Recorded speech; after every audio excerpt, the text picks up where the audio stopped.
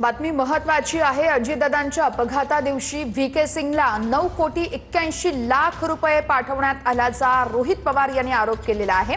अंत्यविधीच्या दिवशी 16,88,00,000 देण्यात आल्याचं देखील रोहित पवार म्हणतायत।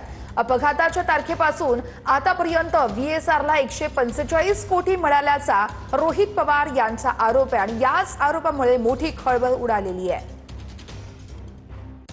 28 जानेवारी ऍक्सिडेंट केला म्हणून बक्षीस म्हणून 2,81,00,000 रुपये दिले, 9 कोटी।